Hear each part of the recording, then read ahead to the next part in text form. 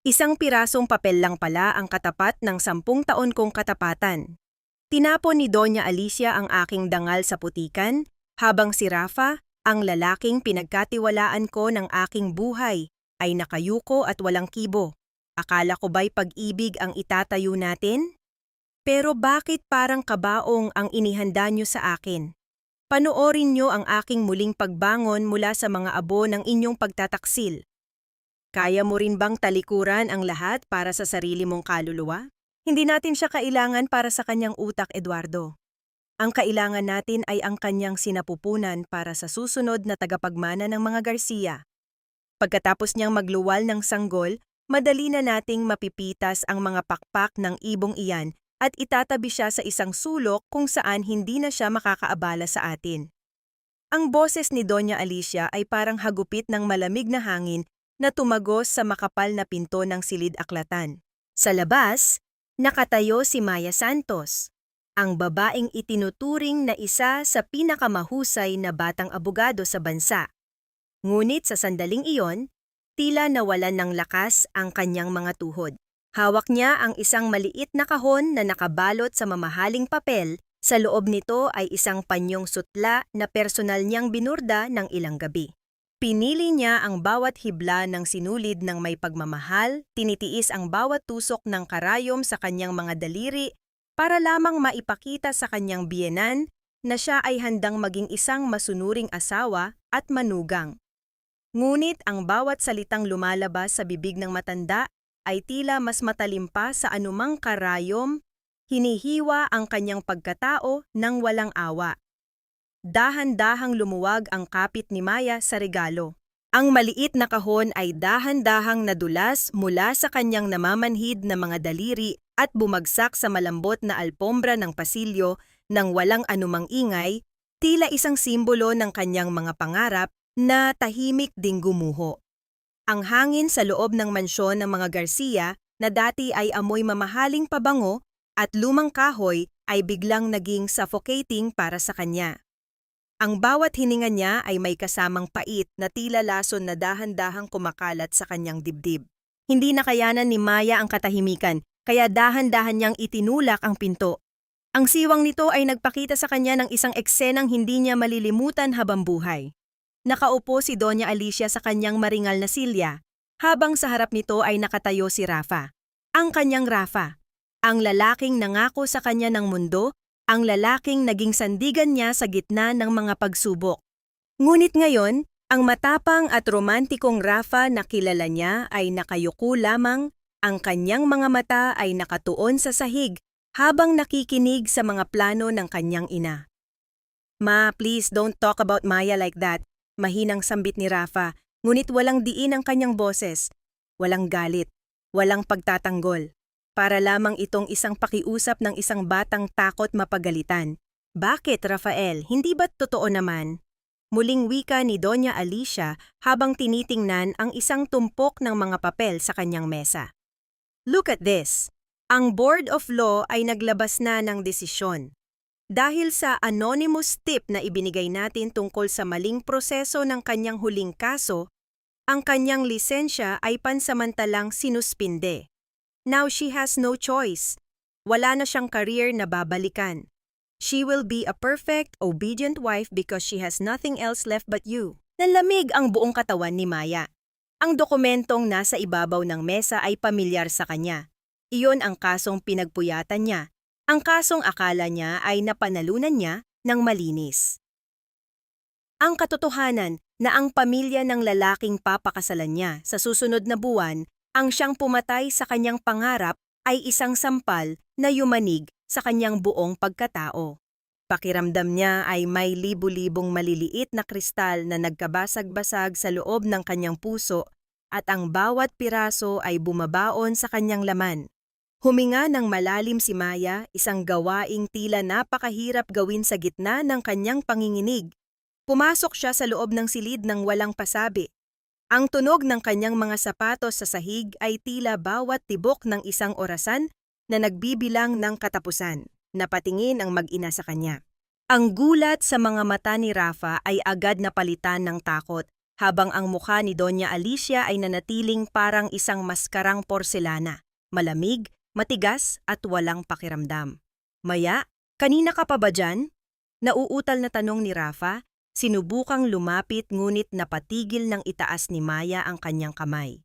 Sapat na para malaman ko na ang aking halaga sa pamilyang ito ay kapantay lamang ng isang kagamitan sa bahay. Ang tinig ni Maya ay mahina ngunit may dalang bigat na tila isang hatol ng hukuman. Ang kanyang mga mata na dati ay puno ng ningning kapag tinitingnan si Rafa ay ngayon ay tila dalawang lawa ng malamig na tubig. Yun Rafa, alam mong sila ang dahilan kung bakit nawala ang lahat ng pinaghirapan ko. Pero hinayaan mo silang gawin iyon. It's for our future, Maya. Mas magiging madali ang lahat kung hindi ka na magtatrabaho. Sigaw ni Rafa, ang kanyang boses ay puno ng desperation. Gusto lang ni Mama na maging maayos ang pagsasama natin. Please, understand. Understand? Mapait na ngiti ang sumilay sa mga labi ni Maya habang ang luha ay nagsisimulang mamuo sa gilid ng kanyang mga mata. Ngunit tumanggi siyang hayaan itong pumatak sa harap ng mga taong nagnakaw ng kanyang dangal. Ang pag-intindi ba ay nangangahulugan ng pagtanggap sa pagkaputol ng aking mga pakpak? Ang pag-ibig ba ay isang kulungan na gawa sa ginto? Tumingin siya kay Doña Alicia na ngayon ay dahan-dahang tumayo at hinarap siya ng may mapang-aping titig. Huwag kang magmalinis, Maya. You should be grateful. Binibigyan ka namin ng pagkakataong maging bahagi ng pinakamakapangyarihang pamilya sa bansa. Ang lisensya mo, isang pirasong papel lang yan. Dito, magkakaroon ka ng pangalang hihigitan pa ang anumang titulong abogado. Hindi sumagot si Maya. Tiningnan niya si Rafa sa huling pagkakataon, umaasang makakakita ng kahit kaunting pag-aalinlangan, ngunit tanging panghihina lamang ang kanyang nakita. Doon niya naintindihan na sa loob ng mansyong ito, ang tanging batas na umiiral ay ang kagustuhan ni Doña Alicia, at si Rafa ay isang sundalo lamang na walang sariling paninindigan. Tumalikod si Maya at lumakad palabas, hindi na pinansin ang tawag ni Rafa. Ang bawat hakbang niya palayo sa silid na iyon ay tila pagpunit sa isang bahagi ng kanyang puso. Nang makarating siya sa malawak na salamin, sa bukana ng mansyon, huminto siya. Tiningnan niya ang kanyang refleksyon. Isang babaeng nakasuot ng mamahaling damit na pinili ng kanyang biyenan, may ayos ng buhok na tila isang manika, ngunit may mga matang bakas ang isang digmaang kakasimula pa lamang. Hinawakan niya ang kanyang leeg, kung saan nakasabit ang isang kwintas na regalo ni Rafa. Sa isang mabilis na galaw, hinila niya ito hanggang sa maputol ang manipis na kadena. Walang tunog ang pagbagsak ng mga hiyas sa alpombra, ngunit para kay Maya, iyon ang hudyat ng kanyang paglaya mula sa mga tanikalang hindi niya napansin na unti-unti nang pumupuluot sa kanya. Sino na nga ba ako ngayon kung wala ang aking lisensya, kung wala ang lalaking akala ko ay aking tadhana? Ang tanong na ito ay paulit-ulit na umaling-aw-ngaw sa kanyang isipan habang binubuksan niya ang malaking pinto ng mansyon patungo sa dilim ng gabi. Ang malamig na simoy ng hangin sa labas ay tila isang malupit na paalala na sa labas ng mga pader na ito, wala na siyang matutuluyan, wala na siyang pangalan at wala na siyang sandigan. Ngunit sa kabila ng takot na nanunuot sa kanyang buto, may isang maliit na apoy na nagsimulang mag-alab sa kanyang dibdib. Isang apoy na hindi kayang patayin ng kahit anong ulan. Ang bawat hakbang ni Maya sa malawak na pasilyo ng mansyon ay tila paglalakad sa gitna ng isang malapot na putik. Ang mga dingding na pinalamutian ng mga gintong ukit at mga mamahaling painting ay tila unti-unting lumiliit. Tila mga dambuhalang nagnanais siyang lamunin ng buo. Hawak niya ang kanyang bag ng mahigpit, ang kanyang mga kuko ay bumaon sa balat nito. Isang maliit na pisikal na sakit na sumusubok na talunin ang namumuong pait sa kanyang lalamunan. Ngunit bago pa siya makarating sa malaking pinto, ang malamig na tinig ni Doña Alicia ay muling bumasag sa katahimikan ng gabi. Saan mo balak pumunta, Maya? Huwag mong sabihing tatalikuran mo ang lahat ng ito dahil lamang sa isang maliit na hindi pagkakaunawaan? Tandaan mo kung sino ang nag-angat sa iyo mula sa putikan. Huminto si Maya ngunit hindi niya nilingon ang matanda. Ang kanyang balikat ay nanginig ng bahagya, hindi dahil sa lamig, kundi dahil sa matinding puot na pilit niyang ikinukulong. Ang pag-angat ba sa akin ay nangangahulugan din ng paghila sa akin pababa kapag hindi na ako sumusunod sa inyong mga kumpas, Doña Alicia? Narinig ni Maya ang marahan at mapang-asar na paghakbang ng matanda papalapit sa kanya. Ang bawat pagtama ng takong ng sapatos nito sa makintab na sahig ay tila isang hudyat ng kapangyarihang hindi matitinag. Huwag mong kalimutan ang utang na loob mo sa amin, dalaga. Kung hindi dahil sa impluwensya ni Eduardo, ang tatay mong si Mang Jose ay nabulok na sa bilangguan dahil sa maling paratang sa kanya noon sa probinsya. Kami ang nagbayad ng mga abogado, kami ang naglinis ng pangalan niya. At ngayon, ito ba ang igaganti mo? Ang ipahiya ang pamilyang nagligtas sa dangal ng iyong ama? Ang mga salitang iyon ay tila isang laso na diretsyong tumama sa puso ni Maya. Ang alaala ng kanyang ama, isang simpleng tao, na ang tanging yaman ay ang kanyang dangal, ay ginagamit na ngayon bilang isang baraha para igapos siya. Naramdaman niya ang init ng mga luha sa kanyang mga mata, ngunit pinilit niyang huwag itong hayaang pumatak. Ang kanyang ama ay hindi kailanman gugustuhing ang kanyang kalayaan, ay maging kapalit ng kaluluwa ng kanyang anak. Maya, please, stop this na. Mama is just emotional. Sa gitna ng tensyon, sumulpot si Rafa mula sa anino ng silid kainan. Lumapit siya kay Maya at hinawakan ang magkabilang balikat nito. Ang kanyang haplos, na dati ay nagbibigay ng init at katiwasayan, ay ngayon ay tila yelo na nagpapanigas sa kalamnan ni Maya. Love, look at me. Everything Mama said, it's for our stability. Isang pirasong lisensya lang iyon, Maya. I can give you the world.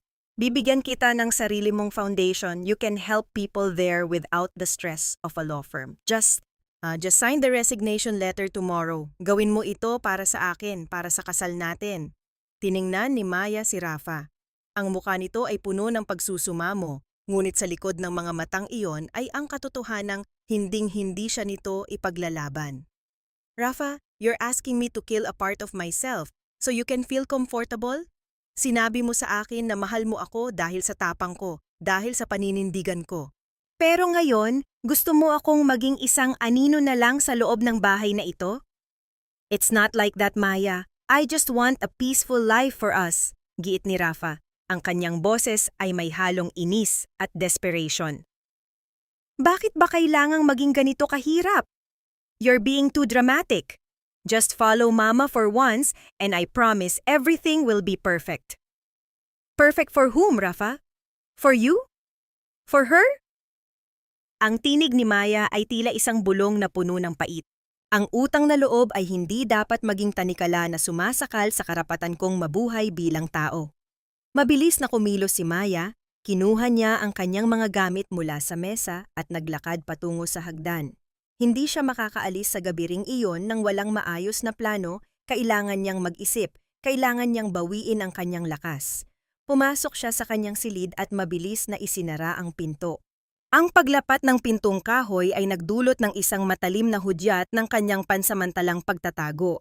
Napaupo si Maya sa gilid ng kama, ang kanyang buong katawan ay tila nawalan ng buto. Sa gitna ng katahimikan, narinig niya ang mahinang paghampas ng mga sanga ng puno sa labas ng kanyang bintana. Tila mga kamay na kumakatok at humihingi ng tulong. Napatingin siya sa isang maliit na drawer sa tabi ng kanyang kama. Doon, sa ilalim ng kanyang mga personal na gamit, may napansin siyang isang puting sobre na hindi niya dati nakikita. Nanginginig ang kanyang mga kamay habang kinukuha ito. Walang pangalan ng nagpadala, tanging ang kanyang pangalan lamang ang nakasulat sa isang sulat kamay na tila gawa ng isang taong hirap ng humawak ng panulat. Dahan-dahan niyang binuksan ang sobre at binasa ang nakasulat sa loob. Huwag mong hayaang kainin ka ng mansyong ito gaya ng ginawa nila sa amin. Ang bawat diamanteng ibinibigay nila ay may patak ng dugo ng isang babaeng Garcia na nawalan ng tinig. Tumakas ka habang may panahon pa, bago ka maging isa sa mga sumpa ng pamilyang ito. Naramdaman ni Maya ang panlalamig ng kanyang batok. Ang mga salita ay tila isang babala mula sa kabilang buhay. Sino ang naglagay nito sa kanyang silid? At ano ang tunay na ibig sabihin ng sumpa ng mga babaeng Garcia? Ang misteryong ito ay tila isang bagong tinik na bumaon sa kanyang isipan, na nagbibigay ng mas malalim na takot, ngunit kasabay nito ay isang kakaibang lakas na kailangan niyang malaman ang katotohanan. Maaari bang ang pagmamahal na akala niya ay langit ay isa palang dahan-dahang paghukay sa sarili niyang libingan? Ang bawat minuto ng gabi ay tila isang mabagal na patak ng lason sa isipan ni Maya. Hawak pa rin niya ang lukot na papel. Ang mga salita roon ay tila mga buhay na uod na pilit kumakawala at kumakapit sa kanyang balat. Hindi siya maaaring manatili lamang sa loob ng kanyang silid, habang ang mga pader ng mansyong ito ay tila humihinga ng mga lihim na hindi niya maunawaan. Dahan-dahan niyang pinihit ang hawakan ng pinto, tinitiyak na ang dahan-dahang paggalaw ng mga metal na bahagi nito ay hindi lilikha ng anumang ingay na gigising sa mga natutulog na bantay sa labas. Ang pasilyo ay balot ng kadiliman. Tanging ang malamlam na liwanag ng buwan na tumatagos sa malalaking bintana ang nagsisilbing gabay niya. Naglakad siya patungo sa kanlurang bahagi ng mansyon, ang lugar na madalang puntahan at tila kinalimutan na ng panahon. Habang papalapit siya sa dulo ng pasilyo, naramdaman niya ang isang kakaibang ritmo, isang marahan at paulit-ulit na pagkiskis ng kahoy sa sahig, tila isang duyan na dahan-dahang gumagalaw sa gitna ng katahimikan. Sinundan ni Maya ang tunog hanggang sa makarating siya sa isang maliit at lumang pinto na nakatago sa likod ng isang malaking kurtinang pelus. Nang itulak niya ito, bumungad sa kanya ang isang silid na amoy lumang papel at tuyong bulaklak. Doon sa tapat ng bintana, nakita niya ang isang matandang babae na nakaupo sa isang tumba-tumba. Ang kanyang buhok ay kasing puti ng ulap at ang kanyang mga kamay na nakapatong sa kandungan ay tila mga tuyong sanga ng puno. "Lola?" Mahinang tawag ni Maya, ang kanyang boses ay tila isang bulong na natatakot mabasag ang katahimikan. Dahan-dahang lumingon ang matanda. Ang kanyang mga mata, bagamat malabo na dahil sa katarata, ay tila nakakakita pa rin ng mga bagay na hindi kayang abutin ng paningin ng ordinaryong tao. "Ika'y bagong ibon sa hawla, hindi ba?" Ang kanyang boses ay tila kaluskos ng mga tuyong dahon sa semento. "Nararamdaman ko ang tibok ng iyong puso. Mabilis, puno ng takot, at puno ng pangarap na malapit ng kitlin." Lumapit si Maya at lumuhod sa paanan ng matanda. "Kayo po ba ang sumulat ng liham na ito? Sino po kayo? Bakit po kayo nandito sa madilim na bahaging ito ng bahay?" Isang mapait na ngiti ang sumilay sa mga labi ng matanda. "Ako si Basyon. Noong unang panahon, ako ang reyna ng mansyong ito, bago ako naging bilanggo ng sarili kong pamilya. I was like you, Maya. Isang matapang na babaeng akala ay kayang baguhin ang daloy ng ilog ng mga Garcia gamit ang pag-ibig.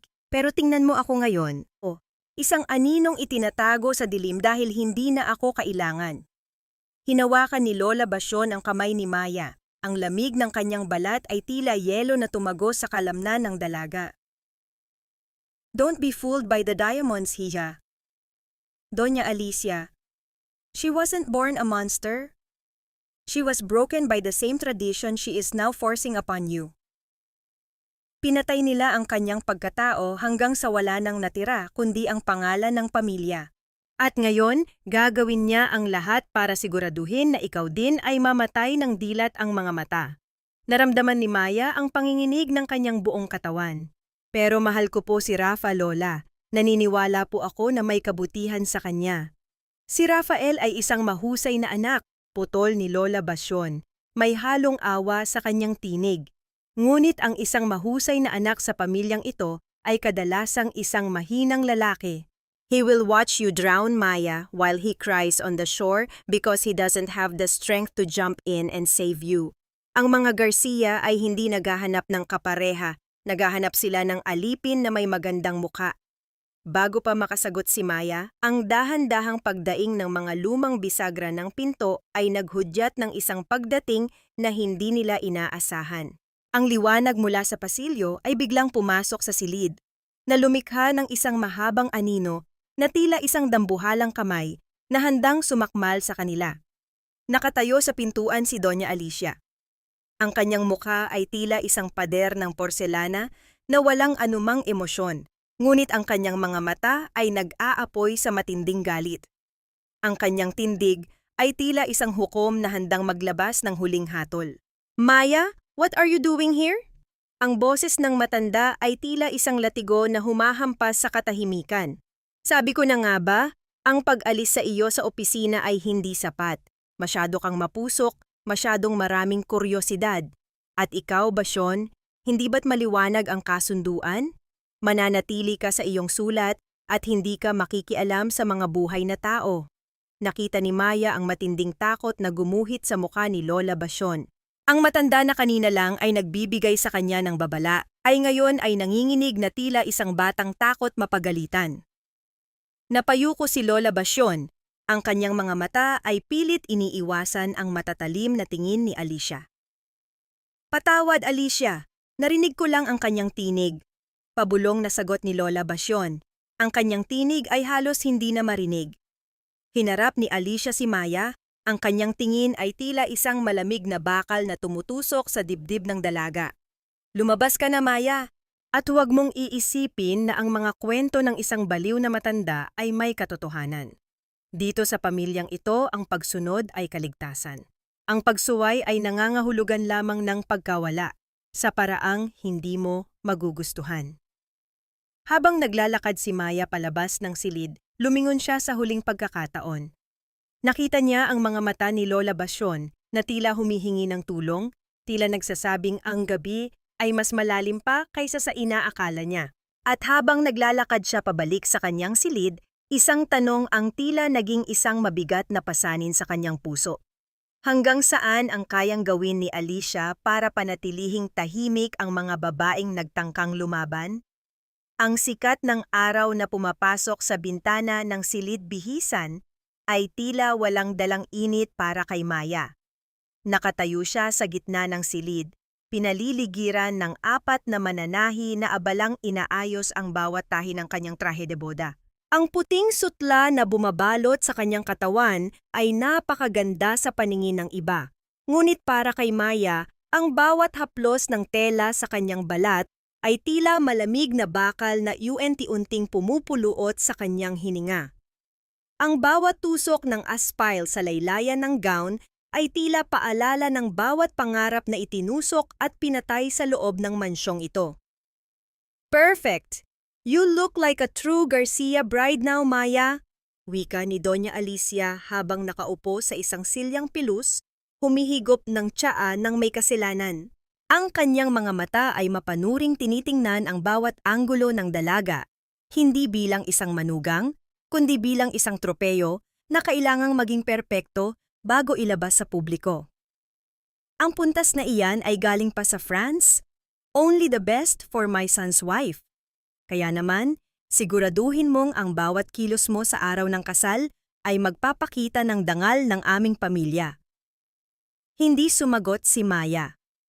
Tiningnan niya ang kanyang refleksyon sa malaking salamin. Ang babaeng nakatingin sa kanya ay may suot na korona at belo, ngunit ang mga mata nito ay walang buhay.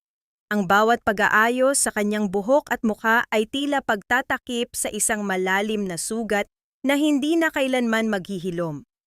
Ang dahan-dahang paggalaw ng mga kamay ng mga mananahi sa kanyang paligid ay nagpapaalala sa kanya ng mga gagamba na maingat na hinahabi ang kanilang sapot upang matiyak na ang biktima ay hindi na makakaalpas. Biglang bumukas ang pinto at pumasok si Rafa, dala ang isang maliit na pelus na kahon. Nang makita niya si Maya, isang ngiti ang sumilay sa kanyang mga labi. Isang ngiting dati ay nagpapatibok ng puso ni Maya, ngunit ngayon ay nagdudulot lamang ng paninikip ng kanyang dibdib. Lumapit si Rafa at hinalikan siya sa noo, bago binuksan ang kahon upang ipakita ang isang kwintas na gawa sa mga diamante na kumikinang sa ilalim ng liwanag. "This is for you, Maya." Isang simbolo ng bagong simula natin, bulong ni Rafa habang isinusuot ang kwintas sa leeg ng dalaga. Ang lamig ng mga bato sa kanyang balat ay tila mga kamay na sumasakal sa kanya. Huwag mo na isipin ang mga nangyari kagabi. Mama is just excited. Once we're married, everything will be perfect. I promise, hinding-hindi mo na kailangang mag-alala sa kahit ano. Isang sandali ng katahimikan ang namayani sa pagitan nila. Sa kabila ng lahat, naramdaman ni Maya ang isang pamilyar na init mula sa presensya ni Rafa. May bahagi pa rin sa kanya na gustong maniwala sa mga pangakong ito, ang bahaging naghahanap ng kaligtasan sa bisig ng lalaking minahal niya ng husto. Ngunit nang magtama ang kanilang mga mata sa salamin, nakita ni Maya ang kawalan ng determinasyon kay Rafa.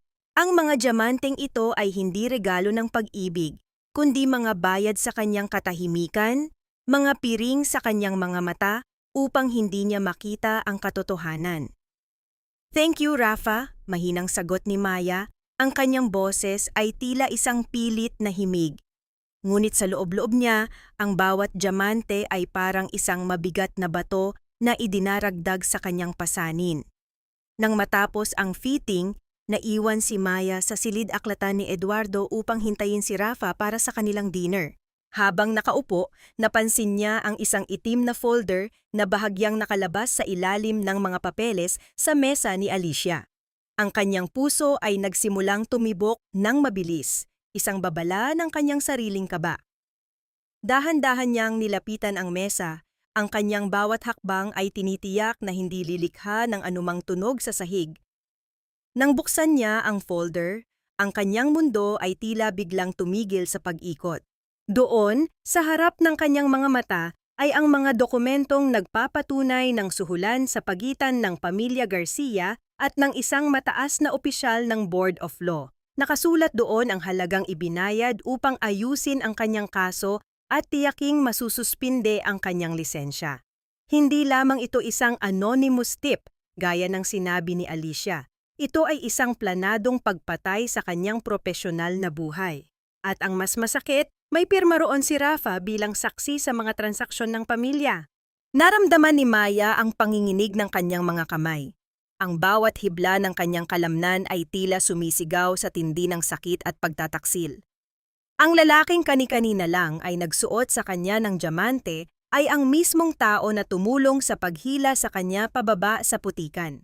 Ang bawat pangako ng proteksyon ay isang malaking kasinungalingan upang panatilihin siyang sunod-sunuran.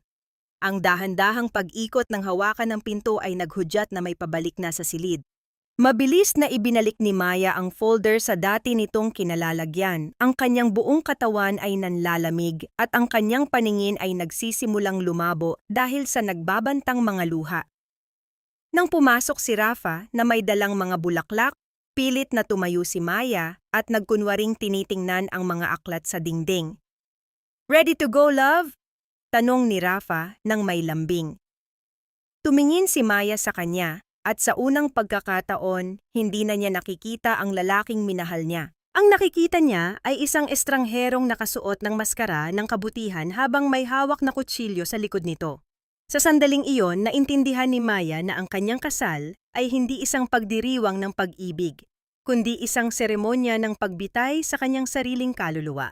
Paano ko magagawang maglakad patungo sa altar kung ang bawat hakbang ko ay nakatapak sa mga pira-piraso ng aking dinurog na pangarap?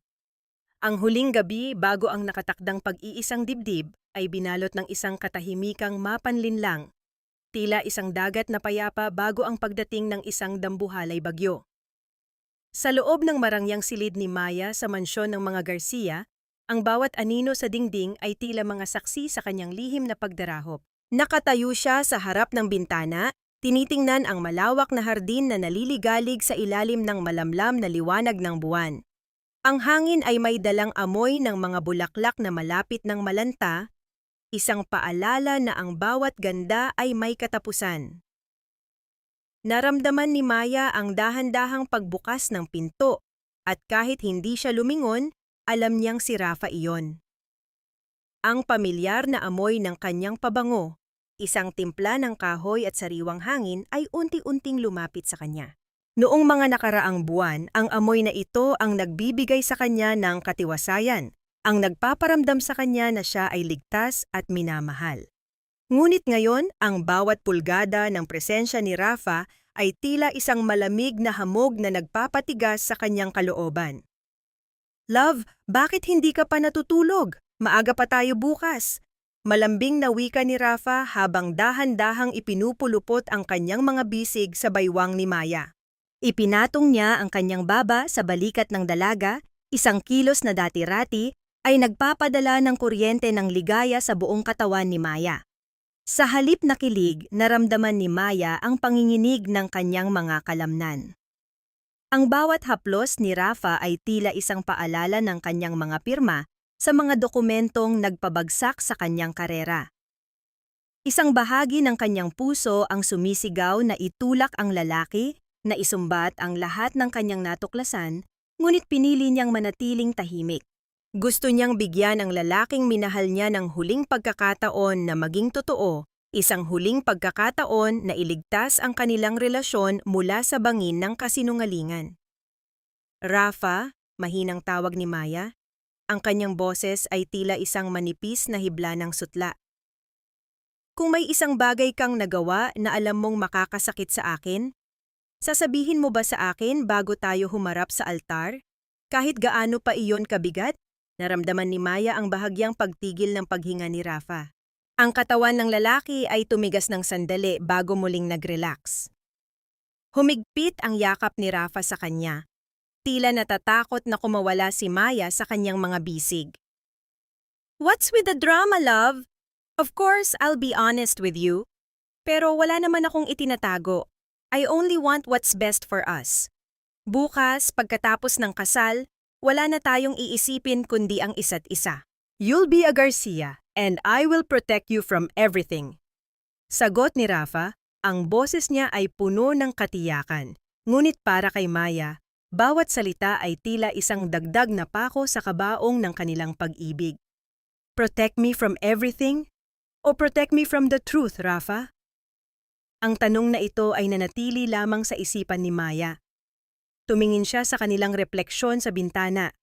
Nakita niya ang isang magandang pares, isang matikas na lalaki at isang marikit na babae. Ngunit sa likod ng magandang larawang iyon, ay ang katotohanang ang lalaking ito ay pumayag na putulin ang kanyang mga pakpak para lamang manatili siya sa loob ng hawla.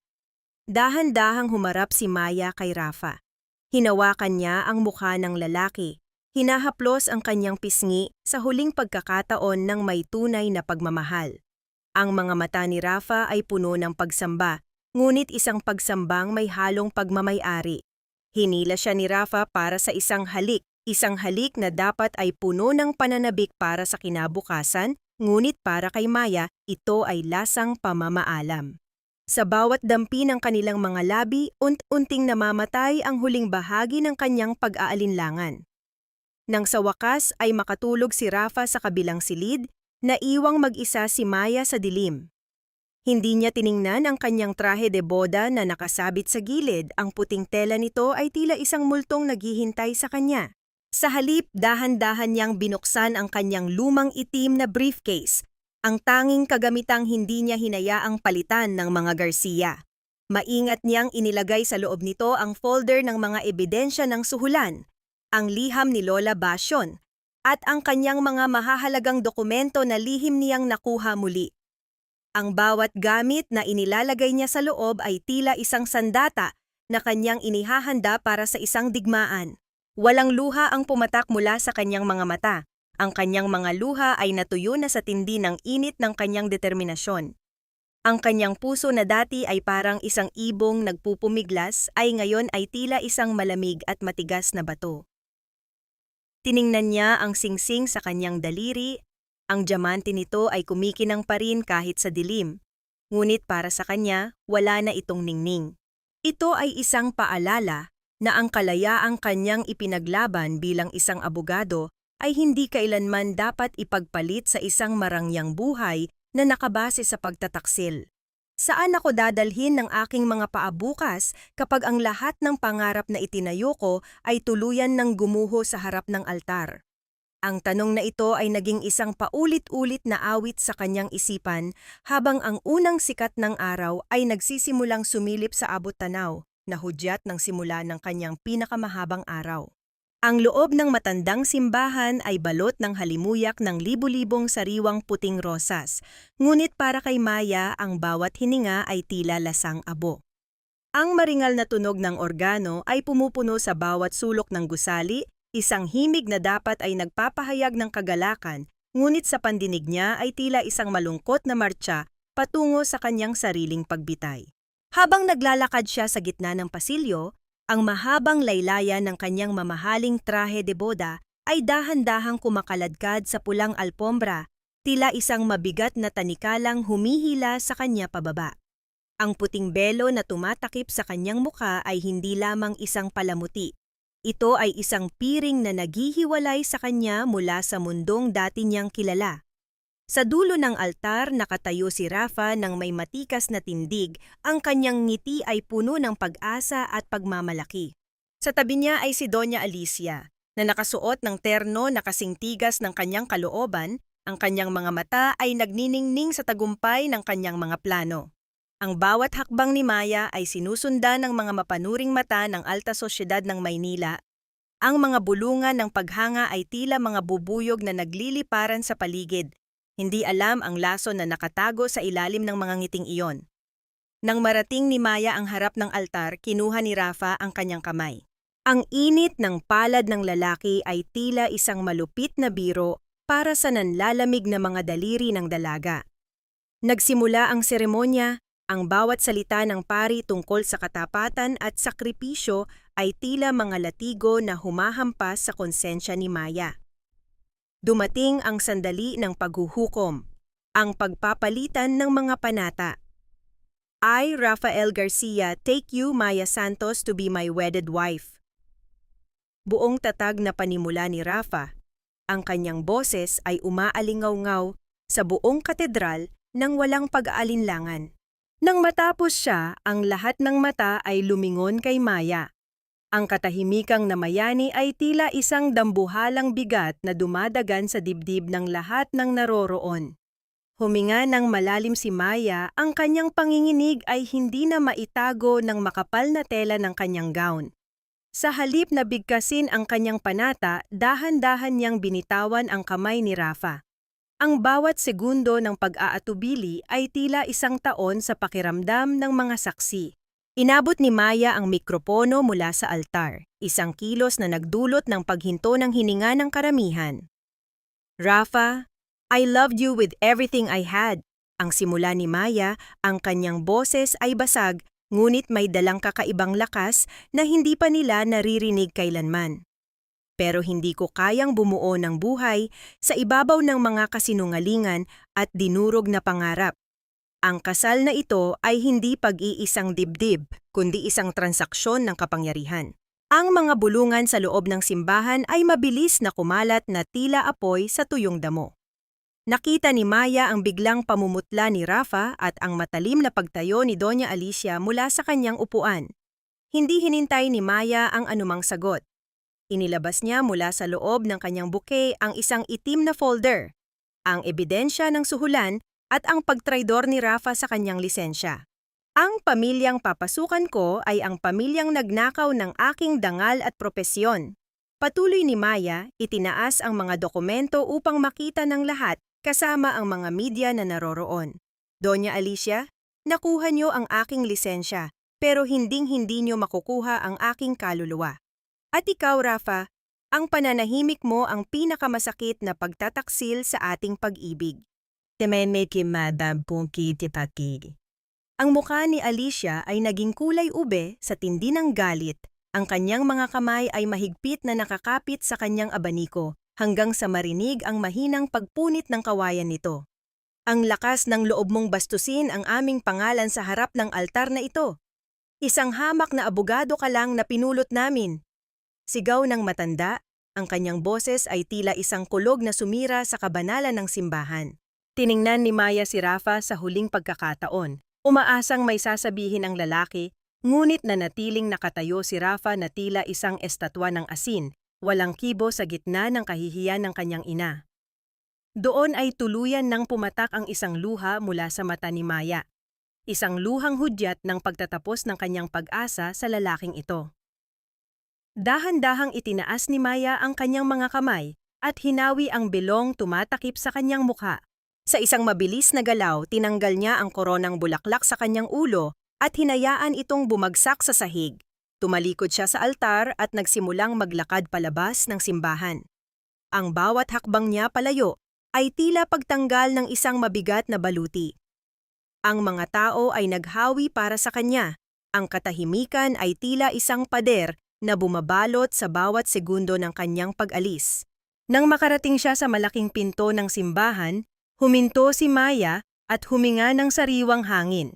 Ang unang malayang hininga pagkatapos ng mahabang panahon. Sa labas, ang sikat ng araw ay tila isang pagyakap ng kalayaan. Ngunit habang naglalakad siya pababa ng mga hagdan, alam niyang ang tunay na laban ay kakasimula pa lamang. Wala siyang pera, wala siyang trabaho, at wala na siyang pamilyang matatakbuhan.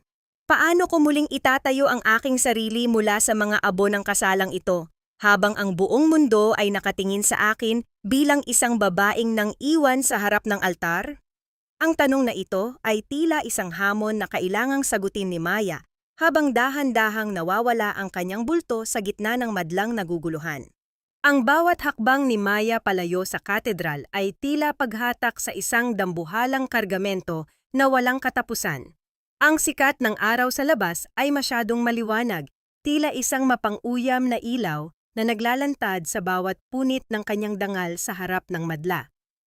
Ang kanyang maringal na trahe de boda, na dati ay simbolo ng kanyang inaasahang kaligayahan, ngayon ay tila isang maruming basahan na kumakaladkad sa semento, kumukuha ng bawat dumi at alikabok ng kalsada. Ang mga tao sa paligid ay humihinto. Ang kanilang mga bulungan ay tila maliliit na karayom na tumutusok sa kanyang balat, habang ang mga lente ng kamera ay tila mga matang walang kurap na sumusubaybay sa kanyang bawat pagkatalisod. Wala siyang matuluyan.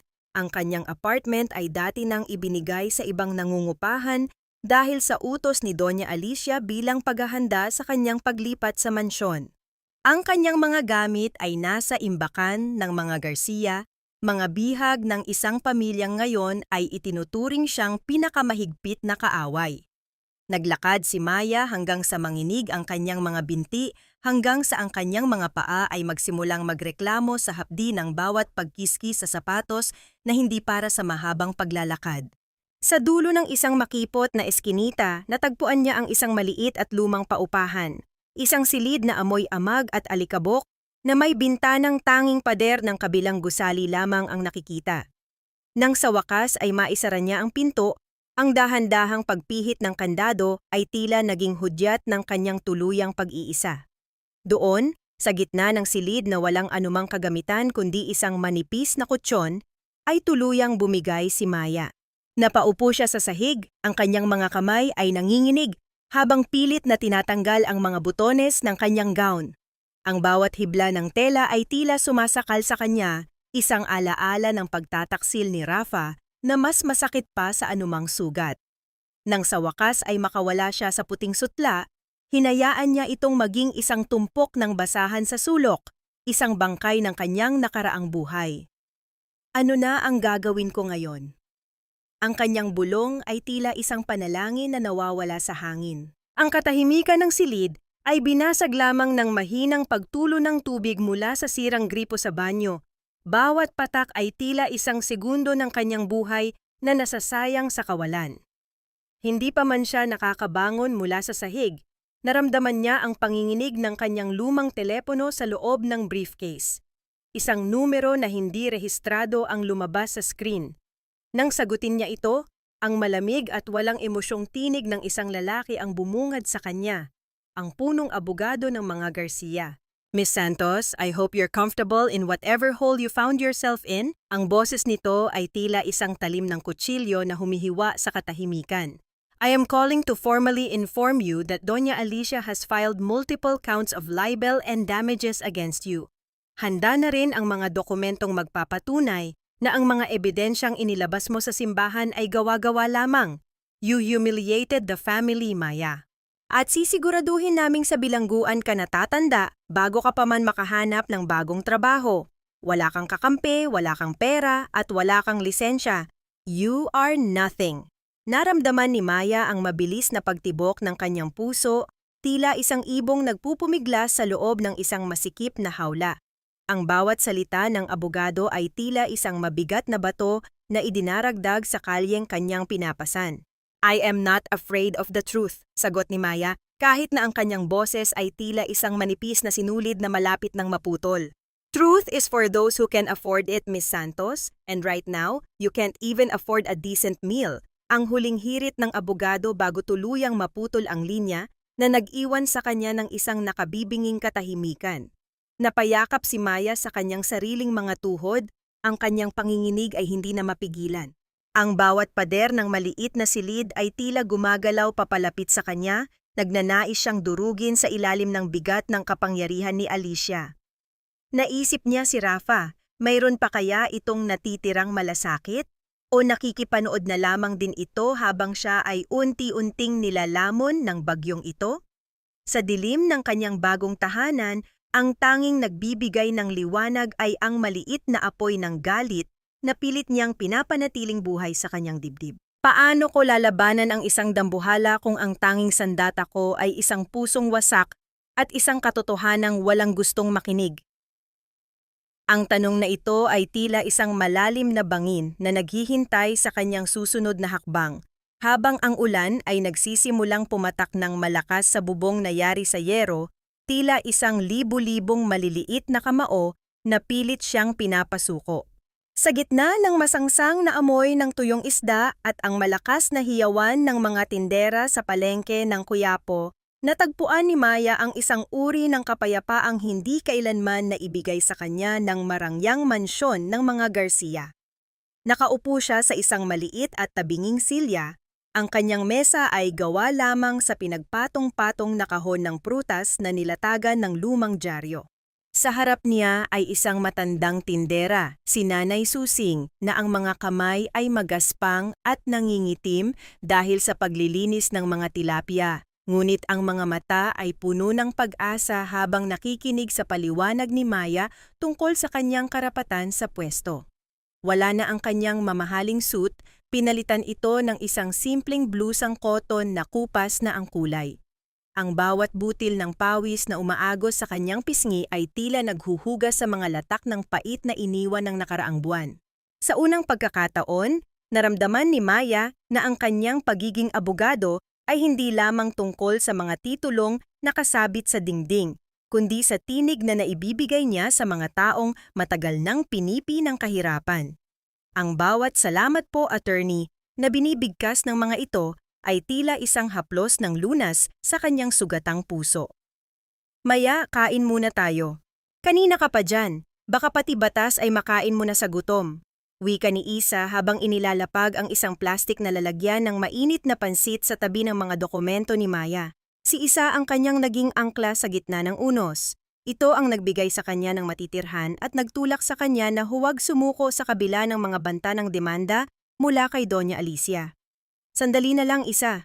Kailangan ko lang tapusin ang sulat na ito para sa barangay ni Nanay Susing. Sagot ni Maya, ang kanyang mga mata ay nagniningning sa isang kakaibang sigla. You know, Isa, akala ko nung mawala ang lisensya ko, katapusan na ng mundo ko. Pero dito, sa dumi at ingay na ito, mas nararamdaman kong buhay ako. Naupo si Isa sa tabi niya at hinawakan ang kanyang kamay. Ang init ng pagkakaibigan ay tila isang makapal na kumot sa gitna ng malamig na mundo. I'm proud of you, Maya. You chose to be a light instead of letting them extinguish your fire. Pero alam mo namang hindi titigil ang mga Garcia, di ba? The subpoenas are still coming. Tumango si Maya, ang kanyang panga ay tumigas ng bahagya. Hayaan mo sila. Let them throw everything at me. Ang katotohanan ay hindi nabibili ng diamante. Nang dumatay ang hapon, bumalik ang dalawa sa kanilang maliit na opisina, isang bakanteng kwarto sa itaas ng talyer ni Isa. Ang bawat hakbang nila sa lumang hagda ng kahoy ay naglalabas ng marahang pagdaing ng materyales, tila nakikisimpatya sa bigat ng kanilang mga pasanin. Pagpasok nila, ang silid ay balot ng malamlam na liwanag ng papalubog na araw, na nagbibigay ng kulay ginto sa mga lumang libro na naisalba ni Maya. Ngunit ang katahimikan ng kanilang silid ay biglang nabasag nang mapansin nilang may nakatayo sa madilim na sulok ng pintuan. Ang anino nito ay mahaba at tila nanginginig. Dahan-dahang humarap ang figura at sa ilalim ng liwanag ng bumbilya tumambad ang mukha ni Rafa. Hindi ito ang Rafa na nakilala ni Maya sa altar. Wala na ang kintab ng kanyang buhok, ang kanyang polo ay lukot-lukot at ang kanyang mga mata ay namumula at may malalim na itim sa ilalim. Ang bawat hininga nito ay tila isang hirap na pagsisikap at ang kanyang buong katawan ay tila isang gusaling malapit ng gumuho.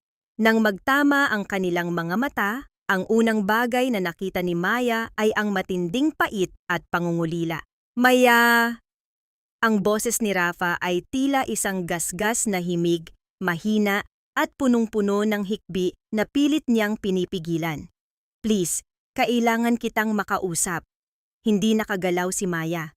Ang bawat hibla ng kanyang puso ay tila hinihila sa dalawang direksyon. Ang galit na kanyang itinanim at ang pag-ibig na kahit anong gawin niya ay tila ayaw pa ring mamatay ng tuluyan. Lumapit si Rafa at biglang lumuhod sa harap ni Maya. Ang kanyang mga kamay ay mahigpit na humawak sa laylayan ng palda ng dalaga.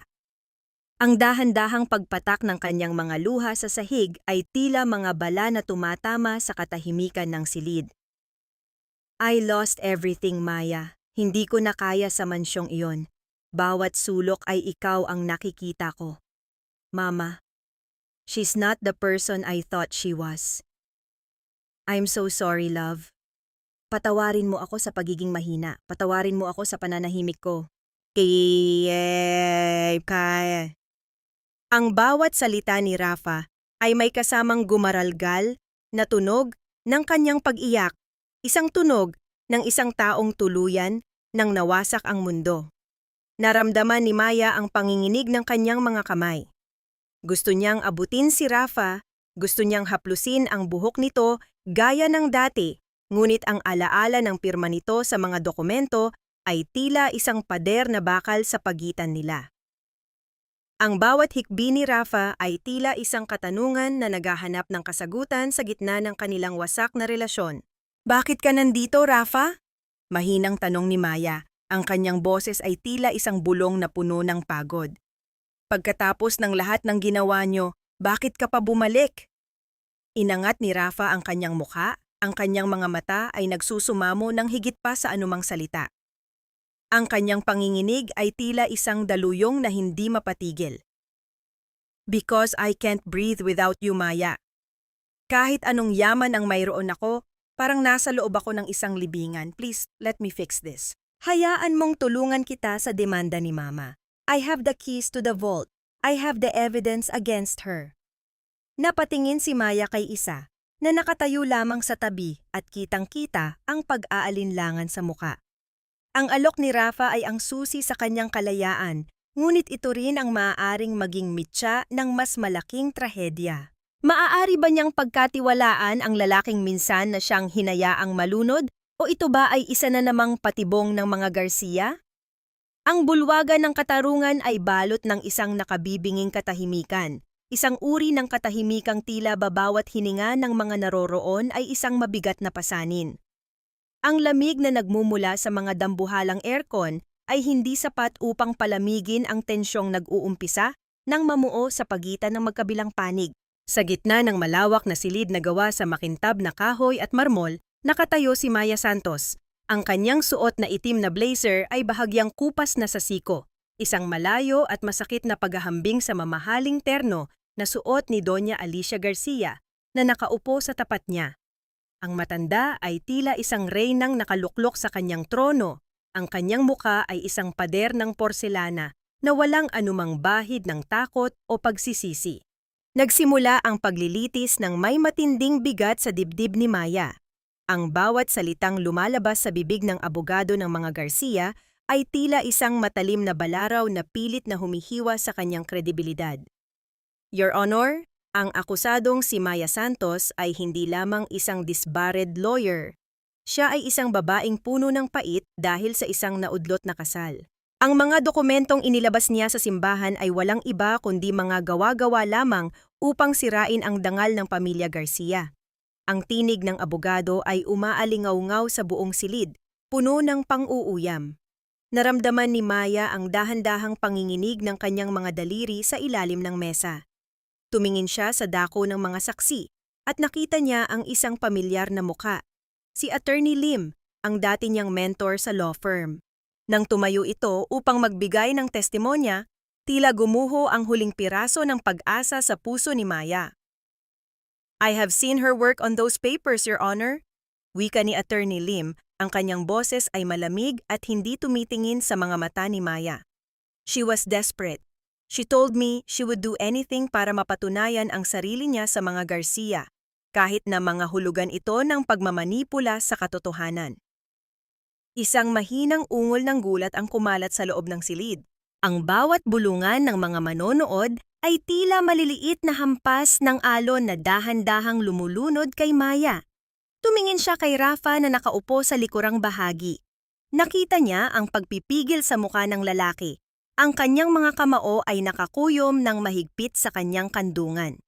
Rafa had given her the documents, but in this room full of power and influence, ang piraso ng papel ay madaling mapasinungalingan ng isang matunog na pangalan. "Attorney Santos, do you have any other witness to back your claims?" Tanong ng hukom, ang kanyang boses ay walang emosyon. Kung wala na, the court will be forced to rule in favor of the plaintiffs and proceed with the libel charges. Humigpit ang kapit ni Maya sa kanyang panulat. Ang pawis sa kanyang noo ay tila naging yelo sa tindi ng kaba. Wala na siyang baraha. Ang lahat ng taong inaakala niyang kakampi ay natakot o nabili na ng ginto ng mga Garcia. Sa sandaling iyon, tila narinig niya ang marahang pagtawa ni Doña Alicia, isang tawang hindi naririnig ng tenga kundi nararamdaman ng kaluluwa bilang isang insulto. Ngunit bago pa man makapagsalita ang hukom, ang malalaking pintong kahoy sa likuran ng bulwagan ay dahan-dahang bumukas. Ang bawat mata sa loob ng silid ay lumingon sa direksyong iyon. Ang dahan-dahang paggalaw ng mga bisagra ay nagbigay daan sa isang figurang tila nagmula sa kabilang mundo. Isang matandang babae ang pumasok, nakaupo sa isang wheelchair na itinutulak ng isang nurse. Ang kanyang katawan ay tila isang tuyong dahon na anumang oras ay maaaring liparin ng hangin, ngunit ang kanyang mga mata ay nagniningning sa isang kakaibang liwanag ng determinasyon. Ang bawat pag-ikot ng gulong ng wheelchair sa makinis na sahig ay tila isang pintig ng puso na bumabasag sa katahimikan. "I am Basyon Garcia." Ang kanyang boses ay tila kaluskos ng tuyong papel, ngunit may dalang awtoridad na hindi matatawaran. At narito ako upang magsalita tungkol sa katotohanang matagal nang ibinaon ng pamilyang ito sa ilalim ng kanilang mga mansyon. Nakita ni Maya ang biglang pagtayo ni Doña Alicia.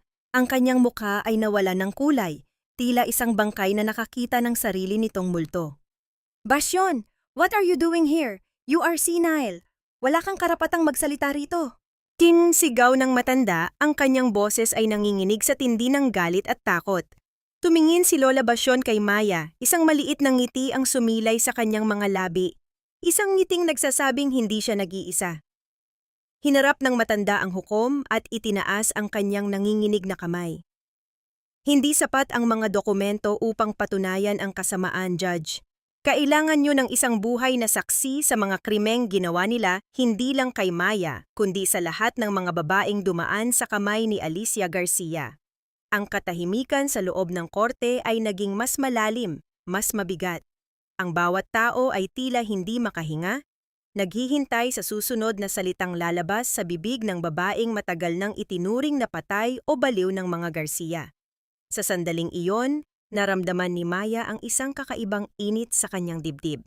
Ang laban na akala niya ay tapos na ay tila nagsisimula pa lamang sa isang direksyong hindi niya inaasahan. Ngunit sa gitna ng pag-asang ito, nakita ni Maya ang isang lalaking nakatayo sa labas ng bintana ng korte, may hawak na telepono at may madilim na tingin na nakatuon kay Lola Basyon. Sino ang lalaking iyon? At hanggang saan ang kayang gawin ni Alicia upang pigilan ang isang lihim na 50 taon nang itinatago sa dilim? Ang bulwagan ng katarungan ay tila naging isang malawak na arena kung saan ang mga anino ng nakaraan ay isa-isang lumalabas sa liwanag. Ang bawat salita ni Lola Basyon ay tila isang matalim na kidlat na tumatama sa maringal na tore ng mga Garcia, dahan-dahang ginigiba ang pundasyon ng kanilang kapangyarihan. Sa gitna ng kaguluhang ito, nakatayo si Rafa sa likurang bahagi ng silid, ang kanyang mga kamay ay nanginginig habang nakakuyom sa loob ng kanyang bulsa. Ang bawat hininga niya ay may kasamang bigat ng isang desisyong alam niyang babago sa kanyang buhay habang buhay. Hindi baliw si Basyon. Ang boses ni Doña Alicia ay naging matinis at puno ng desperasyon, habang ang kanyang mga mata ay pilit na umiiwas sa mapanuring titig ng hukom. Huwag kayong makinig sa isang matandang wala na sa tamang pag-iisip. Your Honor, ang lahat ng ito ay isang malaking sirkong niluto ng babaeng iyan para sirain kami. Ang pagturo ni Alicia kay Maya ay tila isang huling pagtatangka ng isang taong nalulunod na humawak sa anumang bagay na makakapitan. Ngunit sa sandaling iyon, ang katahimikan ni Rafa ay tuluyan ng napunit. Ang dahan-dahang paghakbang niya patungo sa harap ng korte ay tila bawat tibok ng orasan na naghuhudyat ng wakas. Ang tunog ng kanyang mga sapatos sa makinis na sahig ay tila mga hakbang ng isang sundalong handa nang sumuko sa katotohanan. Nang marating niya ang gitna, ang lahat ng mata, kasama na ang nagulat na mga mata ni Maya, ay nakatuon sa kanya. I have the documents, Your Honor. Ang tinig ni Rafa ay mahina sa simula, ngunit unti-unting tumatag hanggang sa umaling-awngaw ito sa bawat sulok ng silid. Inilabas niya ang isang makapal na sobre mula sa kanyang briefcase. Ang sobreng ito ay naglalaman ng mga orihinal na ledger at transaksyon na hindi lamang nagpapatunay ng suhulan sa Board of Law, kundi pati na rin ang sistematikong pagnanakaw ng pamilya ko sa pondo ng mga foundation na dapat ay tumutulong sa mga mahihirap. My mother, she used these funds to maintain our status and to silence anyone who dared to speak up. Isang malakas na hiyaw ng gulat ang kumalat sa buong bulwagan. Ang mukha ni Doña Alicia ay tuluyan ng nawalan ng dugo, tila isang pader na porselana na biglang nagkaroon ng napakaraming bitak. Napaupo ang matanda sa kanyang upuan, ang kanyang mga kamay ay pilit na humahawak sa kanyang dibdib habang ang kanyang paghinga ay naging mabilis at mababaw. Rafa, how could you? Anak kita! Ang bulong ni Alicia ay puno ng pait at pagtataksil. I'm doing this because I am your son, ma, sagot ni Rafa. Ang kanyang boses ay nanginginig dahil sa pigil na iyak. Hindi ko na kayang makita ang sarili ko sa salamin, habang alam kong ang bawat diamanteng suot mo at ang bawat pagkakataong tinatamasa ko ay nagmula sa pagdurusa ng ibang tao, especially Maya. I loved her, but I let you break her wings. Now, I have to be the one to break this cycle. Ang dahan-dahang pag-iyak ni Rafa ay tila isang agos ng tubig na naghuhugas sa kanyang sariling lalong pagkalugmok. Sa gitna ng tensyon, nakita ni Maya ang isang lalaking sa wakas ay natutong tumayo sa sarili niyang mga paa. Ang kilig na naramdaman niya noon ay pinalitan ng isang malalim na paggalang, isang paggalang para sa isang taong handang mawala ang lahat para sa katarungan. Ang hukom ay mabilis na nag-utos ng isang recess, ngunit sa labas ng simbahan ng batas, ang balita ay tila isang malaking apoy na mabilis na kumalat. Ang bawat screen ng telebisyon at bawat cellphone ay nagpapakita ng balitang ang Garcia Empire ay nasa ilalim na ng investigasyon ng gobyerno. Ang mga reporter ay tila mga langgam na nagkakagulo sa labas ng gusali, naghihintay sa bawat galaw ng mga sangkot. Matapos ang mahabang oras, natagpuan ni Maya si Rafa sa isang tahimik na sulok ng balkonahe ng korte. Ang sikat ng araw ay nagsisimula ng bumaba, na nagbibigay ng isang kulay kahel na liwanag sa paligid. Ang hangin ay may dalang lamig na tila nagpapahiwatig ng isang bagong yugto. Lumapit si Maya, ang kanyang mga hakbang ay banayad sa semento. You did it, Rafa, mahinang wika ni Maya. You finally stood up! Tumingin si Rafa sa kanya. Ang kanyang mga mata ay pagod, ngunit sa unang pagkakataon ay tila malaya na. I lost my family today, Maya. I lost my name. I lost everything that I thought defined me. Lumapit siya ng bahagya, ngunit nanatili ang isang distansya sa pagitan nila, isang distansyang puno ng mga sugat na hindi pa ganap na naghihilom. Aalis na muna ako. I need to find out who I am without the Garcia name. Maybe after some time, I can look at you again without feeling the weight of my sins. Kinuha ni Rafa ang isang maliit na sobre at iniabot ito kay Maya. That's a copy of the vault keys and the witness protection agreement for Lola Basion. Please take care of her. She's the only one left in that family with a real soul. Bago pa makasagot si Maya, tumalikod na si Rafa at dahan-dahang naglakad palayo. Ang bawat hakbang niya ay tila pagpunit sa huling pahina ng kanilang kwento. Pinanood ni Maya ang bulto ni Rafa hanggang sa mawala ito sa gitna ng mga tao sa labas. Naramdaman ni Maya ang isang kakaibang kirot sa kanyang dibdib. Isang pait ng pamamaalam ngunit may kasamang tamis ng pag-asa. Nang buksan ni Maya ang sobre, may isang maliit na papel na nahulog. Isang sulat kamay ni Rafa na tila isinulat sa gitna ng pagmamadali. Wait for the day when I am worthy of your forgiveness. Ang mga salitang iyon ay tila isang hamon na naiwan sa hangin. Habang ang gabi ay dahan-dahang bumabalot sa lungsod, isang tanong ang nanatili sa isipan ni Maya. Maari nga bang ang pagpatawad ay sapat na upang pagdugtungin ang dalawang pusong sinira ng isang madilim na tradisyon o ang kanilang kwento ay sadyang hanggang dito na lamang? Ang bawat pader ng Mansyong Garcia na dati ay tila isang matibay na kuta ng kapangyarihan ay ngayon ay tila isang malaking libingan ng mga pangarap. Ang katahimikan sa loob ng bahay ay hindi na ang katahimikang nagpapakita ng karangyaan, kundi isang uri ng kapayapaang kasunod ng isang malagim na trahedya. Ang mga mamahaling kasangkapan ay nababalot na ng puting tela, tila mga multong nagpapaalala sa isang panahong ang bawat utos ni Doña Alicia ay batas na hindi maaaring baliin. Sa gitna ng malawak na sala, nakatayo si Maya Santos. Tinitingnan ang malaking larawan ng pamilya Garcia na ngayon ay bahagyang nakatabingi sa dingding, tila nawalan na rin ng balanse sa ilalim ng bigat ng katotohanan. Ang dahan-dahang pagpihit ng bakal na kandado sa silid-aklatan ay naghudyat ng pagdating ng huling sandali ng kanilang paghaharap. Pumasok si Maya at natagpuan si Doña Alicia na nakaupo sa kanyang silyang pelus ngunit wala na ang tindig ng isang reyna. Ang kanyang mga balikat ay nakalaylay, ang kanyang buhok ay may mga hiblang kumawala sa maayos na ayos nito, at ang kanyang mga mata ay tila dalawang tuyong balon ng pait at galit. Sa harap niya ay ang mga opisyal na dokumento ng pagkakasamsam sa kanilang mga ari-arian at ang warrant of arrest na naghihintay na lamang na maisilbi. Nandito ka ba para panoorin ang aking pagbagsak, Maya? Ang boses ni Alicia ay tila kaluskos ng tuyong dahon sa semento, mahina at nanginginig, ngunit mayroon pa ring bahid ng dating lason. Nandito ka ba para pagtawanan ang isang matandang babaeng nawalan ng lahat dahil sa iyong paghihiganti? Lumapit si Maya ng may marahang hakbang. Walang galit sa kanyang mga mata, tanging isang malalim na awa para sa isang taong binihag ng sarili nitong kasakiman. Hindi ako naririto para sa paghihiganti, Doña Alicia. Naririto ako para sa katarungan. Ang katarungang matagal nyo nang ipinagkait sa akin kay Lola Basion at sa lahat ng mga taong dinurog nyo para lamang mapanatili ang inyong pangalan. Isang mapait na tawa ang lumabas sa tuyong mga labi ni Alicia. Katarungan? Isang ilusyon lang iyan ng mga mahihirap na gaya mo. Ang mundong ito ay pinatatakbo ng kapangyarihan, Maya. At ngayong nakuha mo na ang sa akin, ano na ang gagawin mo? Pakakainin mo ba ang iyong sarili ng katarungan habang wala kang pamilyang mauuwian? Mayroon akong pamilya, Doña Alicia. Mahinang sagot ni Maya.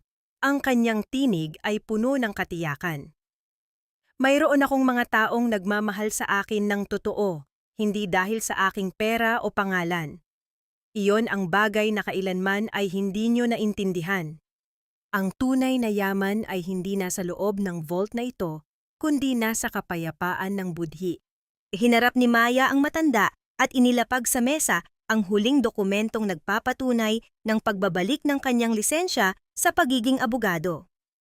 Ang lisensyang sinubukan niyong sirain ay muli kong nakuha. At gagamitin ko ito para siguraduhin na wala nang ibang babaeng dadaan sa impyernong ginawa niyo. You lose, Alicia. Not because of me, but because you chose to build your empire on the bones of the people you stepped on.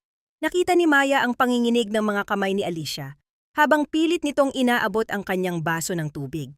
Ang bawat paglunok ng matanda ay tila isang hirap na pakikibaka sa sarili nitong pagkatalo. Sa sandaling iyon, ang dahan-dahang pagpasok ng mga alagad ng batas sa silid ay naghudyat ng katapusan. Ang tunog ng paglalakad ng mga ito sa makintab na sahig ay tila mga huling nota ng isang malungkot na awitin. Tumalikod si Maya at lumakad palabas ng mansyon sa huling pagkakataon. Nang makarating siya sa malawak na hardin, tumigil siya at huminga ng malalim. Ang sariwang hangin ay tila isang pagpapala na nagtatanggal sa huling bakas ng amoy ng mansyon sa kanyang katawan. Naramdaman niya ang panginginig ng kanyang bulsa, isang mensahe mula kay Isa na nagsasabing handa na ang kanilang maliit na opisina para sa kanilang unang opisyal na kliyente. Ngunit habang naglalakad siya patungo sa gate, isang huling anino ang pumukaw sa kanyang pansin. Sa ilalim ng malaking puno ng nara, nakatayo ang isang nurse na kasama si Lola Basyon. Ang matanda ay nakatingin sa kanya, may isang maliit na ngiti sa mga labi na tila nagsasabing sa wakas ay malaya na rin ang kanyang kaluluwa. Itinaas ni Maya ang kanyang kamay bilang pagbati, isang tahimik na pangako na hindi niya pababayaan ang matanda. Nang tuluyan ng maisara ni Maya ang malaking gate ng mansyon ng mga Garcia, hindi na niya nilingon ang naglalakihang mga pader nito. Ang kanyang mga mata ay nakatuon sa abot tanaw kung saan ang sikat ng araw ay nagsisimula nang magbigay ng bagong kulay sa lungsod. Ang kanyang puso na dati ay parang isang ibong nakagapos ay ngayon ay tila malayang lumilipad sa gitna ng malawak na kalangitan. Ano na ang naghihintay sa akin sa dulo ng kalsadang ito? Ang tanong na ito ay hindi na nagdudulot ng takot kay Maya, kundi isang pananabik para sa isang bukas na siya mismo ang humubog. Sa huling sandali, naramdaman niya ang haplos ng hangin sa kanyang pisngi, tila isang mahinang bulong na nagsasabing ang bawat sugat ay may kaakibat na paggaling. At ang bawat pagtatapos ay simula lamang ng isang mas magandang kwento. Ang sikat ng araw na tumatagos sa malalaking bintana ng bagong tanggapan ni Maya ay tila isang mainit na pagyakap mula sa langit. Ang silid ay hindi kasing laki o kasing garbo ng opisina niya sa Makati noong una, ngunit ang bawat sulok nito ay humihinga ng katotohanan at pag-asa. Sa pintuan ay nakaukit ang mga salitang Bantayog ng Pag-asa, isang sentro para sa mga kababaihang biktima ng pang-aabuso at kawalan ng katarungan. Ang dahan-dahang pag-ikot ng mga bentilador sa kisame ay nagbibigay ng isang mahinang ritmo sa loob ng silid, tila isang banayad na kumpas ng isang bagong simula. Nakatayo si Maya sa harap ng kanyang mesa, ang kanyang mga daliri ay dahan-dahang humahaplos sa isang makinis na piraso ng plastik, ang kanyang bagong lisensya sa pagiging abogado. Ang kislap nito sa ilalim ng liwanag ay hindi na katulad ng kislap ng mga diamante ng mga Garcia. Ang ningning nito ngayon ay nagmumula sa mga gabing puyat sa pag-aaral, sa mga luhang ibinuhos sa gitna ng pakikibaka, at sa paninindigang hindi kailanman nabili ng ginto. Attorney Maya Santos, ang malambing na tawag ni Isa, habang dahan-dahang pumapasok sa silid, may dalang 2 tasa ng mainit na kape. Ang usok na nagmumula sa mga tasa ay dahan-dahang sumasayaw sa hangin, nagbibigay ng bango ng kapayapaan sa buong paligid. Bagay na bagay sa iyo ang titulong iyan. It sounds even better now na alam nating lahat na pinaghirapan mo ito ng may dangal. Isang matamis na ngiti ang sumilay sa mga labi ni Maya habang tinatanggap ang TESAA. Salamat Isa, kung hindi dahil sa iyo, baka nalunod na ako sa pait ng nakaraan. Look at all those women outside waiting for their turn. Sila ang dahilan kung bakit sulit ang bawat sakit. Naglakad ang 2 magkaibigan patungo sa maliit na balkonaheng nakaharap sa dagat. Ang hapon ay balot ng kulay ginto at kahel habang ang araw ay dahan-dahang lumulubog sa abot tanaw. Ang marahang paghampas ng mga alon sa pampang ay tila isang mahinang awitin ng pasasalamat, isang himig na nagpapatahimik sa anumang natitirang ingay sa isipan ni Maya. Sa malayo, nakita nila ang ilang mga kababaihang tinulungan nila na masayang naglalakad sa buhanginan kasama ang kanilang mga anak, ang kanilang mga tawa ay tila mga hiyas na naglalakbay sa hangin. Kamusta na kaya si Rafa? Ang tanong ni Isa ay tila isang maliit na batong inihagis sa isang payapang lawa. Hindi ito puno ng panghuhusga, kundi ng isang tapat na pag-aalala. Huminga ng malalim si Maya, ang kanyang panginginig sa tuwing naririnig ang pangalang iyon ay napalitan na ng isang banayad na kirot na madali ng tiisin. Hindi ko alam, Isa.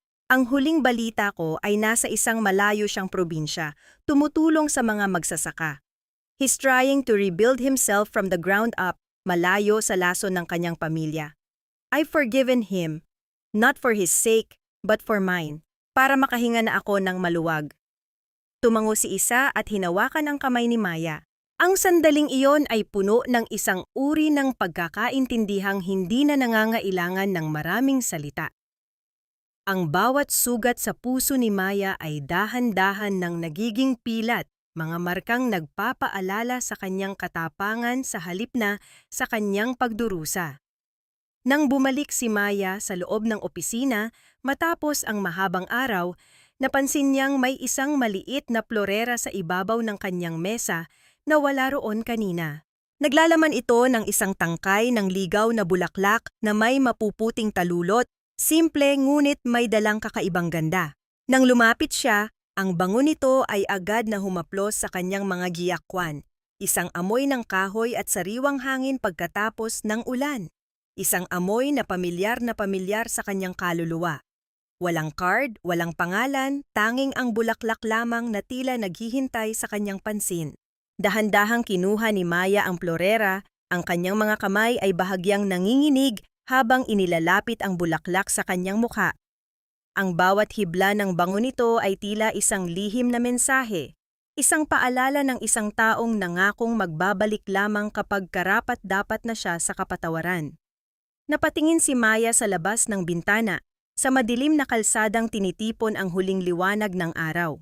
Ang kanyang puso ay tumibok ng may bagong ritmo, hindi dahil sa takot, kundi dahil sa isang uri ng kuryosidad na matagal na niyang kinalimutan.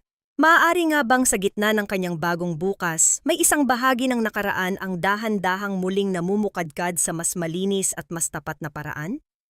Sino ang nag-iwan ng bulaklak na ito sa gitna ng aking pag-iisa at sapat na ba ang bango nito upang burahin ang huling bakas ng pait sa aking puso? Ang tanong na ito ay tila isang bituin sa madilim na kalangitan, nagbibigay ng liwanag sa isang daang hindi pa niya natatahak habang ang buwan ay dahan-dahang sumisibol sa abot tanaw, hudyat ng isang gabing puno ng mga panaginip na wala ng kasama pang takot. 5 taon ang mabilis na dumaan, tila mga dahon na tinangay ng hanging amihan patungo sa isang pampang na hindi inasahan. Ang gusaling dati ay maliit at luma na opisina ni Maya ay isa na ngayong matatag na institusyon na kinikilala sa buong bansa. Sa pintuan nito nakasabit ang isang plakang tanso na may nakaukit na sentro ng katarungan at paghilom. Ngunit sa loob ng silid na iyon, sa likod ng malaking mesang narra, hindi na lamang isang abogado si Maya Santos. Siya ay isa ng iginagalang na hukom, isang tagapagtanggol ng batas na ang bawat hatol ay may bahid ng malasakit at katotohanan. Ang hapon ay dahan-dahang nagbibigay ng kulay lila at ginto sa kalangitan ng Maynila. Nakatayo si Maya sa tapat ng bintana, tinitingnan ang abalang kalsada sa ibaba. Ang kanyang suot na itim na toga ay nakasabit sa gilid, isang simbolo ng kanyang tagumpay na hindi kailanman naging madali. Naramdaman niya ang marahang pagbukas ng pinto at ang pamilyar na bango ng sariwang sampagita ay agad na pumuno sa silid. Pumasok si Lola Basyon, na ngayon ay mas malakas na at may kulay na ang mga pisngi. Itinutulak ang kanyang sariling wheelchair ng may ngiti. Judge Maya, may bisita ka sa labas. Kanina pa siya naghihintay sa ilalim ng puno ng nara. Wika ni Lola Basyon, ang kanyang boses ay puno ng kagalakan na tila isang himig ng tagumpay. Sabi ko sa kanya, tapos na ang oras ng opisina, pero sabi niya, hihintayin niya ang takip silim dahil doon daw nagsisimula ang tunay na liwanag. Ngumiti si Maya at dahan-dahang lumakad palabas. Ang bawat hakbang niya sa pasilyo ay tila pagbabalik-tanaw sa bawat luha at pait na kanyang dinaanan. Nang makarating siya sa hardin, nakita niya ang isang lalaking nakatayo sa ilalim ng malaking puno. Wala na ang mamahaling suit, pinalitan ito ng isang simpleng barong na yari sa pinukpok na koton. Ang kanyang balat ay masunog na sa araw at ang kanyang mga kamay ay may mga kalyo na tanda ng marangal na pagtatrabaho sa lupa. Rafa, mahinang tawag ni Maya. Humarap si Rafa at sa unang pagkakataon sa loob ng 5 taon, nakita ni Maya ang mga matang wala ng bakas ng takot o pag-aalinlangan. Ang mga mata ni Rafa ay malinaw na tila isang batis sa kabundukan. Lumapit ang lalaki, ngunit tumigil siya sa sapat na distansya. Isang distansya ng paggalang at pagkilala sa bagong pagkatao ng babaeng nasa harap niya. I heard about your appointment as a judge, Maya. I just wanted to say, I'm so proud of you. Wika ni Rafa, ang kanyang boses, ay may lalim na dala ng sapat na panahon ng pag-iisa at pagmuni-muni. Mama is still in the facility and she's quiet now. She asks about you sometimes. I told her you are doing great things for people who were like us, lost and broken. Salamat, Rafa. Kamusta ka na? Tanong ni Maya. Ang kanyang tinig ay wala ng pait, tila isang payapang dagat pagkatapos ng bagyo. I found my peace in the fields, Maya. Mas masarap palang matulog sa gabi na alam mong ang kinakain mo ay galing sa sarili mong pawis, hindi sa luha ng iba. Sagot ni Rafa ng may tapat na ngiti. Kinuha niya ang isang maliit na kwintas mula sa kanyang bulsa. Hindi ito diamante, kundi isang simpleng kahoy na krus na inukit ng sarili niyang mga kamay. I'm not here to ask for us to go back, Maya. That chapter is closed. I'm here to thank you for saving me. Kung hindi mo ako iniwan sa altar, baka hanggang ngayon ay isa pa rin akong anino na walang kaluluwa. Isang sandali ng katahimikan ang namayani sa pagitan nila, isang katahimikang hindi na kailangang punan ng mga salita. Naramdaman ni Maya ang isang huling piraso ng bigat sa kanyang puso na dahan-dahang natutunaw at nawawala sa hangin. Ang pagpapatawad ay hindi isang mabilis na pangyayari, kundi isang mahabang paglalakbay. At sa sandaling iyon, alam ni Maya na nakarating na siya sa dulo. I have forgiven you a long time ago, Rafa. Bulong ni Maya, ang kanyang mga mata ay nagniningning sa ilalim ng huling sikat ng araw. Pinatawad ko na rin ang sarili ko sa pananatili sa loob ng hawlang iyon ng matagal. We are both free now. Naglakad si Rafa palayo, ang kanyang bulto ay dahan-dahang nilalamon ng dapit hapon, ngunit sa pagkakataong ito, hindi na ito ang bulto ng isang taong tumatakas, kundi ng isang taong handa nang harapin ang bukas ng may dangal. Bumalik si Maya sa loob ng kanyang tanggapan at tiningnan ang kanyang sarili sa salamin. Ang nakita niya ay hindi na ang babaeng binihag ng tradisyon at kasinungalingan. Ang nakita niya ay isang babaeng buo, matatag at malaya. Ang tunay na katarungan ay hindi lamang matatagpuan sa loob ng korte o sa mga pahina ng batas. Ito ay matatagpuan sa bawat pusong natutong piliin ang sarili, sa bawat kaluluwang tumangging maging biktima, at sa bawat taong nahanap ang lakas na bumangon mula sa sariling abo. Habang ang unang bituin ay nagsisimulang sumilip sa madilim na langit, isang payapang ngiti ang sumilay sa mga labi ni Maya. Ang kwento ng kanyang buhay ay hindi nagtapos sa isang wasak na kasal, kundi nagsimula sa isang matapang na paglaya. Ang pag-ibig ay hindi dapat maging isang tanikala, kundi isang pakpak na nagpapalipad sa atin patungo sa ating tunay na pagkatao. At sa gabing iyon, sa ilalim ng malawak na kalangitan ng Maynila, ang bawat hininga ni Maya ay isang awit ng kalayaan na wala ng katapusan.